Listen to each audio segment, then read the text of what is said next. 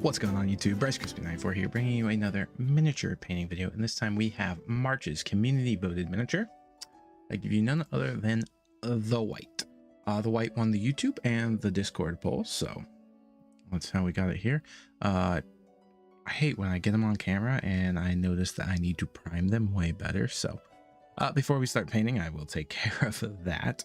But this is another Loot Studios model from one of their way back bundles called Wight Apocalypse. I picked it up at a discounted price because I was not subscribed to them at the time, but it's very cool. I did happen to break it a couple of times, but I don't think they take away. In fact, the sword being broken, I'm okay with. I mean, this is an undead monstrosity here. Like, yeah, it's gonna have a broken sword. So I'm just going to play around with that a little bit, and then we have, it's supposed to have the two spikes there, here and here, are actually supposed to be a lot bigger. But I'm like, whatever.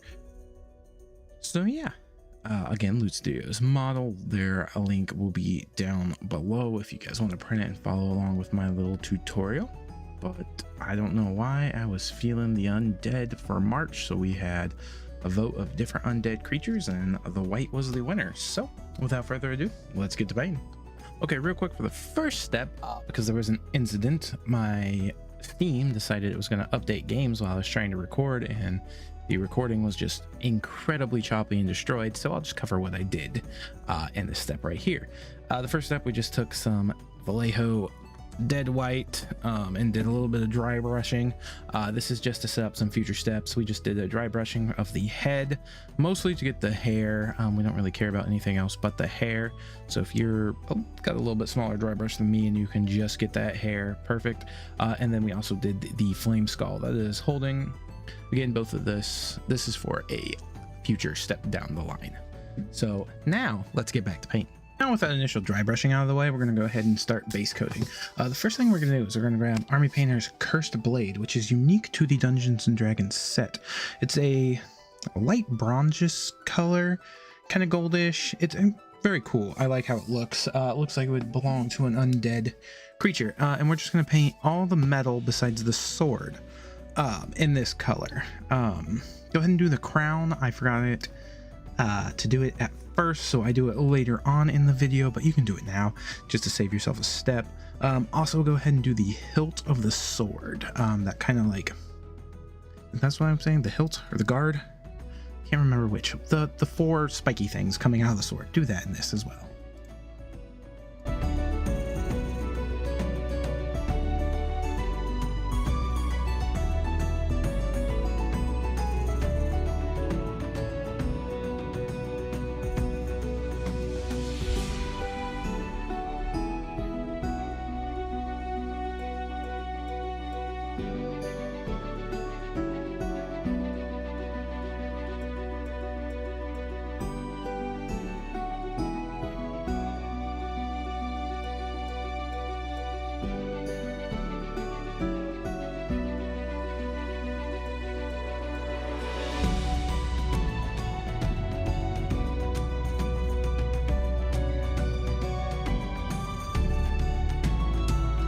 Next, we're going to grab some Vallejo's Refractive Green, and we're going to do that nice cape. It's coming off the back, as well as the sleeves of the Wight. In between the shoulder pads and the gauntlets there, it's got some cloth sleeves. So we're going to go ahead and do that in the Refractive Green as well. Make sure you get the inside of the cape as well, and save a little bit of the green because we will be coming back to this color in a later step.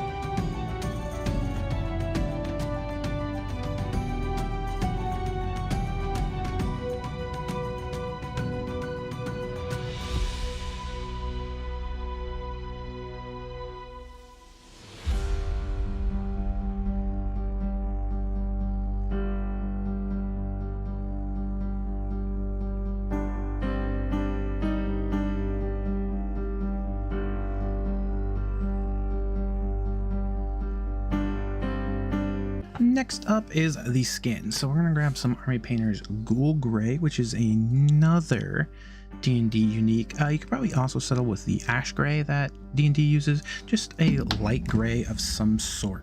And this is what we're gonna use for our skin tone. I know, not technically a White Walker from Game of Thrones, but when I hear white, that's what I think of. So this was a nice icy kind of skin color.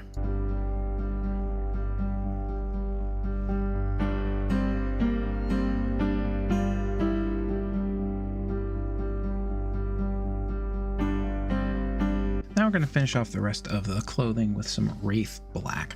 This is a very dark navy blue color that's unique to D&D line for the Army Painter. But yeah, we're just going to hit that kind of belt area, the little skirt thing in between the padding, as well as the sword's scabbard, or what's the other word for a sheath, the sheath of the sword, in this color.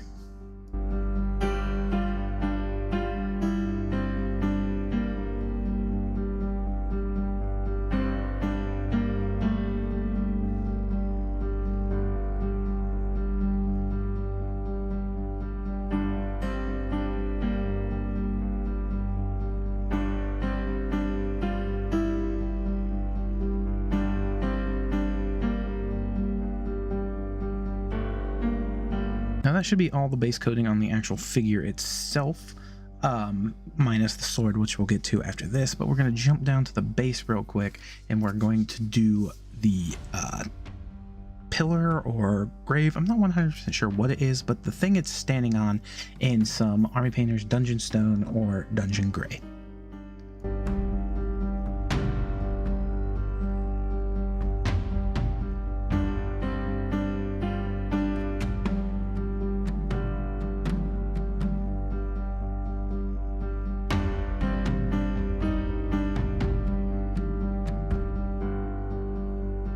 Next up, I grabbed some Reaper Shield Brown, and we're going to do the dirt or ground piled up around that pillar in this color.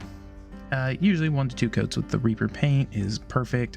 I also don't put Reaper paint in a wet palette because it is very thin already, so I find that just putting it in a dry palette works just fine. Okay, now time for our final base coat, which will be the sword, and we're just going to take some Vallejo gunmetal silver, or really whatever your favorite silver is to use, and we're just going to run up and down the blade, and then there's a little like ball at the end of the handle of the sword, and we're just going to do that as well.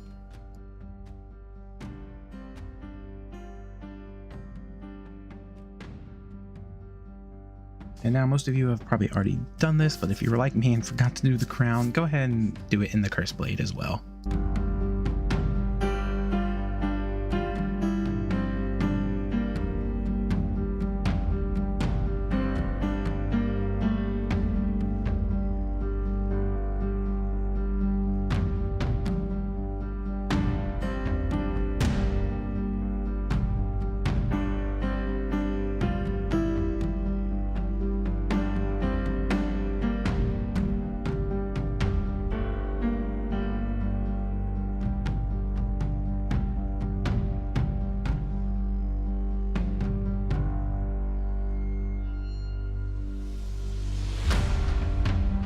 Okay, now this is why I told you to save some of that refractive green. We're going to do all the straps. So the straps around the boots, the straps around the gauntlet, and then the straps on the sheath of the sword in that refractive green, just to give it a little more variation throughout the model, and because I really like refractive green.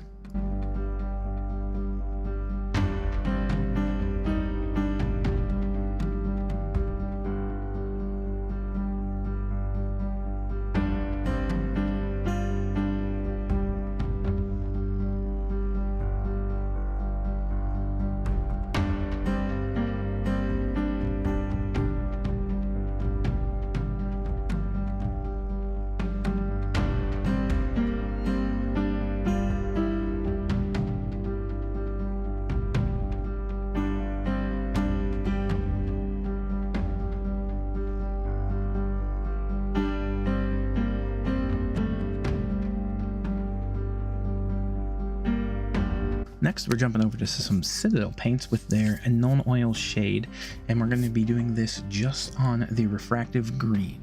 So anywhere that refractive green is painted besides the straps, so basically just your cape and your sleeves, go ahead and put this down. Don't let it pool up a lot or you're going to be unhappy with it, because it's just going to make that area way too dark. So if you do get a big pool, make sure you pull that down.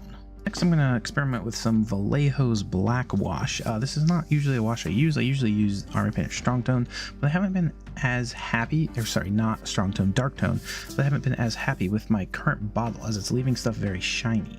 So I want to try this Black Wash here, and we're just going to do all the armor as well as the sword and then the Wraith Black cloth pieces. And then we're going to jump down and do the entire of the pillar it's standing on. Not the dirt though, just the stone gray pillar.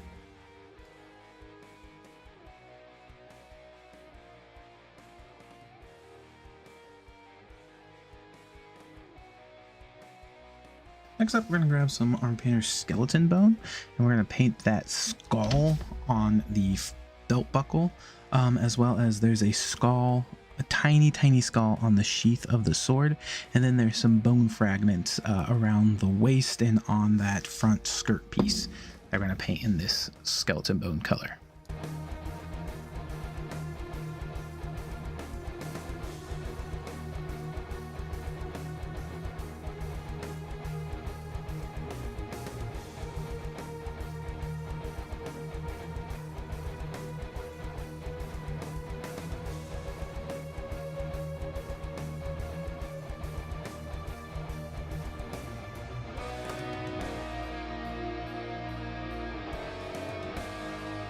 We're going to jump back to the ghoul gray once our dark wash or black wash has dried on the pillar, and we're going to just dry brush that ghoul gray onto the pillar.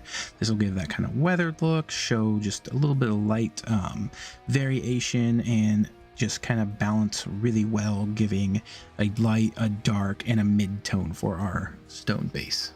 And just to do something a little different, I'm going to grab Army Painter's Gemstone, and you can grab any metallic you want or really any color you want here, and we're just going to paint that skull on the base of the model. It's just going to help break up the grays and browns on the model just to give it a little bit more color. Right, and now for the whole reason we went ahead and dry brush the hair, we're going to grab Army Painter's Holy White Speed Paint, which the only thing I've ever found good at is painting a grayish hair. So anywhere there is hair on the model, we're just going to take our speed paint to it. Now we're going to grab Army Painter's Green Flame or Jungle Flame, or Jungle Green in the main line, sorry, and we're going to paint that nice green flaming skull that the Wight is holding in one hand. It may be best to, instead of just dry brush that, go ahead and paint it all white, as this color does show up a lot better on a light surface. Otherwise, you're going to be adding a lot of coats like myself. I'm going to do some more dry brushing here. We're going to grab Army Painter's Dry Rust Effect, and really any burnt orange color will work just fine for this, or orangish brown color. And we're just going to dry brush it on the sword, and you can do as little as much as you want, just to give the sword that kind of rusted, broken, grimy look that I'm going for, especially since I did break the sword. Highlight time. So we're going to grab some more refractive green, and we're just going to add some highlights to the cape, just to really kind of bring that cape out, make it pop a little more, and make it not just this green gritty cape. The highlights add a lot, so as you can see from what I'm doing, just in the raised areas, add the highlights. Make sure you don't go too thick with them. I did do that on mine, but it's okay. It's tabletop. This next step's probably completely skippable. We're going to grab some pale gray wash, and we're just going to go over the skin tone of the ghoul gray, just to kind of darken it down a little bit, as the ghoul gray is a very bright color.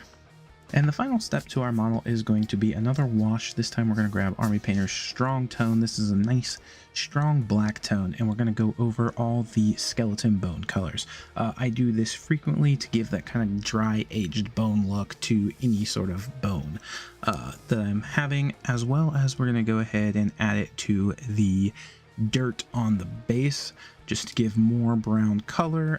It will also turn that grayish dry brush that we did to the brown into almost a brown color, a very light brown color.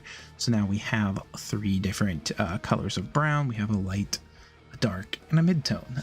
Just kind of a cheaty way to do a base pretty quick, and it looked very good for tabletop. And we are back. But before I reveal the finished product, if you have not already, hit that thumbs up button, leave a comment to let me know what you like about the video, subscribe if you're not already, because that's how you see more of these. We do a monthly community voted miniature, which is what this was. I did an undead theme this month, and the Wight was the winter. So the Wight was the winner. So let's go ahead and show it off here. This is a Loot Studios model from their Wight Apocalypse bundle from a few years back. Very cool model. Female Wight, which is different than a lot of the other Wights that you see, especially this one, who looks to be some sort of royalty, or at least was some sort of royalty. I love the green flame skull effect it has going on. I believe that's kind of an exclusive to this Wight. Most Wights in D&D do not have that, but what do I want to talk about? A couple things. Went with the ghoul gray for the skin tone, and I don't know, let me see if I can. Looks a little better. It's just a very bright color. I used the gray wash to kind of dull it down, but it didn't do exactly what I wanted. But I felt like using anything darker than that would just kind of ruin it. So it is what it is. I might use maybe a more fleshy, like the necrotic flesh that we've used in the past. I might use that next time I do a Wight.